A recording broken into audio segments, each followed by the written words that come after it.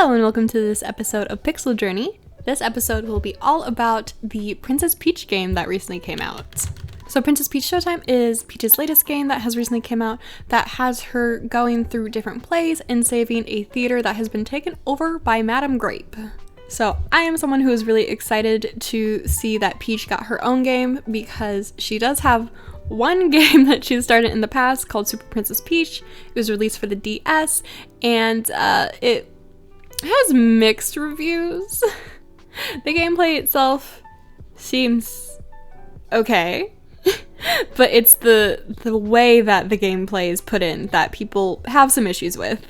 Having a game focused around extreme emotions that change on a dime for the only female protagonist that they really have put games out for did not land very well with some people. But don't worry, that is all behind us now. Now Peach is on her own, Mario is nowhere in sight, and she is saving these little creatures called Theets. She is saving their theater, who's been taken over by the wicked new villain, Madame Grape. So a lot of people are having kind of mixed thoughts about this game as well, but not for the same reason as Super Princess Peach. I guess let's knock out the bad things first, and then we'll get to the good things about this game. So for me, my biggest gripe was the loading involved with this game. The number one thing that you will find is the loading screens to get in and out of the play sections take forever.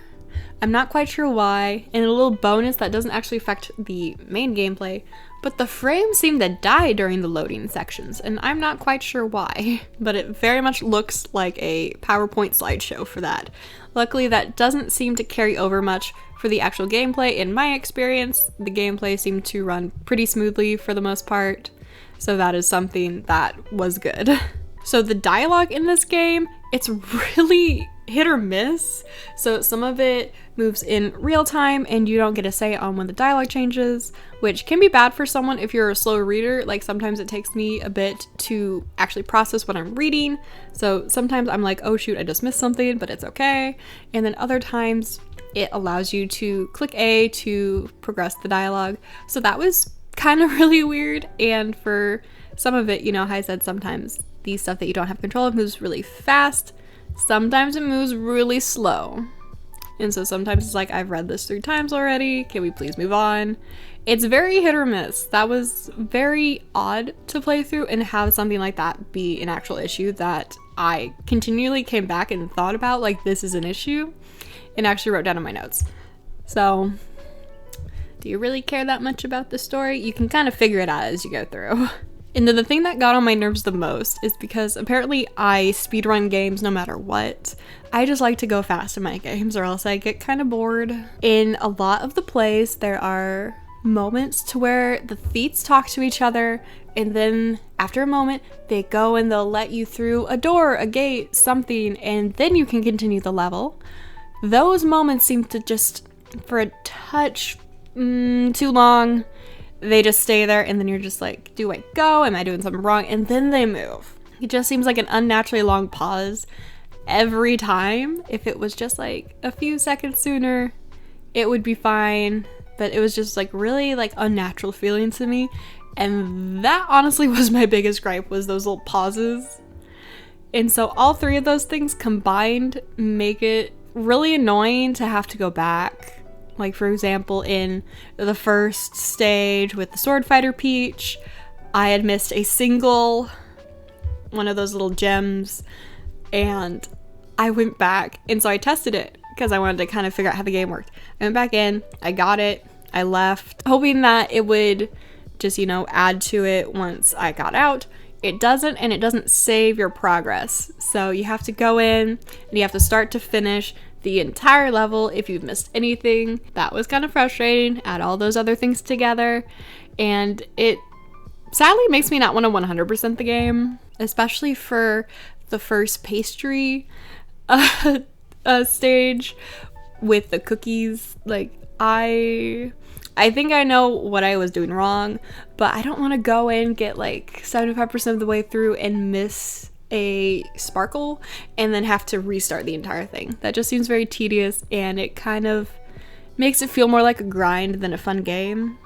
So sadly, I don't think I will be 100%ing this game, but nonetheless, it is still really fun. And so those were my really only gripes. So now we will get on to the fun part of the game. So I was super worried going into this game that since there's so many costumes and those kind of dictate the gameplay of those levels, that only a handful would actually be well done, you know, critically thought out, and that the levels for the other ones would be like really simple, like really boring. But I did not really feel that. Yes, some outfits were better than others. Yes, there were more that I was saving until the end of the floor. I would go through and look at all 4 and be like, I'm gonna save this one for last because I'm really looking forward to it. But there was none that I saw and go, oh, I gotta play through this. Like, there was none that I'm just like, I don't want to play through this outfit. Like, I don't like it. So that was a big relief. That was like one of my number one worries about this game, was that only half of it would be well thought out. So you go through 3 floors, and I think each outfit gets like 3 levels. And so I think that this is a pretty decent length for this game. You get to go through each of the outfits a number of times, and you also get to help the sparklers, who are the origin of each of the outfits, and you get to save them, and you actually get to work with the sparklers in the basement, which is where all like their like little final levels are. And so I thought that that was actually a pretty decent length. I know a lot of people will complain. I finished this game, and by finished I mean played from start to credits and then a little bit after for the post game to just see what it had, in around 7 hours. And with this being a $60 game, I know that if you are on a budget, that might not look great. So I would definitely say this is a game to get on sale. If you can find it maybe pre-owned at a GameStop for a good price, I would definitely maybe not go for full price for this, unless you were just a huge fan of Peach and you were okay with paying $60 for a roughly 7-8 hour game. So just be wary of that if you're someone who really tries to maximize their gameplay for their money. So once you get through all of your levels, you roll credits, you actually fix up the Theats Theater, and you actually get to go back in and do a little bit more. So there are some little challenge levels that you unlock once you release the Theats who are trapped in the basement. The like floor bosses that you fight after clearing the floor, you get like different kind of challenge runs. Essentially, you have different limitations, and then you get parts of the sparkles if you complete them. I thought that was actually very fun, and I thought the criteria to get those weren't super tricky, but I thought that they added just a nice twist to do. Now, one of the main things that people are looking at is, this game is too easy. This game is for kids. The game is on the easier side, I will say that. I did die a few times, but I was never like struggling pulling my hair out, even on the final boss, which has like 4 phases. I'm actually super thrilled. It was really easy final boss, but I love that it was 4 stages, and it made me feel really good to go and do, I almost didn't know hit run, but I got hit once. But it made me feel really good to be able to just kind of go through the boss and not really struggle with it. And that's kind of my viewpoint of the entire game. No, it's not super hard. Yes, it's aimed for a younger audience, but it's not supposed to be a Souls-like. It's not supposed to be like a super challenging like Metroid or something. It's supposed to be a nice, chill, cozy game. You're Peach and you're saving a theater. You're saving plays who are getting just bombarded with a bunch of evil little grape minions. So I personally don't mind that it's pretty simple. It's not baby easy. Like, you do have to like think a bit. Like for the detective one, I'm kind of ashamed that the detective one, for some of them, kind of tripped me up. And then for a lot of the others, it's just hack and slash, and it's really fun. You just beat up a bunch of enemies. Like, to me, that was really fun. It was really easy. It kept me entertained, and that's all I really need from a game. So if you're someone who's looking for a really challenging game, this might not be for you, but if you were looking for something that you can curl up on the couch with a bunch of blankets, a nice drink, and just relax on a weekend, this might be the perfect game for you. And adding on top of that, the game feels really balanced overall. So there was no levels that I'm just like, this is super easy, like I hate this, it's boring. And there was never any like jumps, like a random floor boss would be like super challenging. And I'd be like, what is happening? Why am I dying all the time? It felt very balanced. It feels like really good to play all the way through. You never have to like really like go in and be like, oh my god, how do I take on this level? So I really like that because, you know, sometimes other games can just randomly throw really hard stuff and other games can throw really easy stuff because it's filler. So that is one thing that I do love that I worried about this game. I was worried there would be a lot of filler content in it, and no.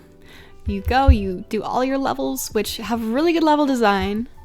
You do your bosses, which are fun. They're like little challenges to kind of break apart the outfit exploration. You can customize pretty decently. You get ribbons throughout the levels if you can find them. You can buy different patterns for your dress. You can get stuff for Stella, your little buddy in the game. So that's pretty fun. Once you roll credits, you can actually help decorate the entire theater, which is really fun if you're into that. So there is a decent amount, and I think especially if you're buying this for maybe someone who is just getting into video games, maybe for a younger child, sibling, whatever, this will actually probably last them like 10 hours. So I see a lot of people trying to figure out what this game is. I personally think it's Peach's simplified version of Mario Odyssey. You go through different worlds and you get different power-ups and you're saving the day. I think that it pretty much matches up with Odyssey. Again, not to the extreme. Odyssey was like one of the best like 3D Marios ever, and this is a little Peach game that should probably be 40 bucks. But I think that this is a good stepping stone. I really hope we get more Peach games in the future. I would love to play more in-depth games with Peach. I hope that we maybe get a more challenging one. You know, I worry that if they keep like making them easier and easier, they're gonna fall into the same realm as like Yoshi's Crafted World, which I would love to play a Yoshi game, but I can't justify spending $60 full price for what people are saying is like a 4 to 5 hour game that is like super simple. So I would love to see them like do a little more challenging or equal to this. Please don't go lower in difficulty, please. But I think that this game is good. I can see why people have issues with it. That is totally fine. Everyone has their own opinions and they can spend their money however they want. I personally think this game is okay. I'm not going to rave about it and say it's the best game ever. I gave it a good rating, which is like I think I gave it like a 4.5, 3.5 on Minimap, but it was the good rating on it because I think it is still a good game. It has some faults, but I still think it's very enjoyable. If people can enjoy Pokemon Scarlet and Violet with all of the bugs and stuff that was in that game, I think if you're looking for a nice chill experience, you can very much enjoy this game with its minor issues. And plus, to just like tag on at the end, the art style is really pretty in this game. I think all the characters look really good. I like how round the feet are. And I just think that the saturation really makes it pop as like this really pretty, yes, it might be aimed at little girls game, but it looks really pretty if you're anyone just looking at it with eyes. So that's pretty much it for my rundown of Princess Peach Showtime. I enjoyed it. I'm probably not going to play it again, but I did enjoy my experience with it. I can say that. So if you've also played it, drop in the comments. What did you think? Did you enjoy it? Did you not like it? Do you think that the pricing is off for it? What were your favorite costumes? I really liked Ninja Peach a lot. So just leave kind of your thoughts overall for the game in the comments. I love to read people's thoughts on stuff that I've taken in, and Princess Peach Showtime is definitely one that I want to hear people's opinions on. So I hope that if you've made it this far in the video that you at least got something out of it, and I hope to see you in the next video. Bye guys!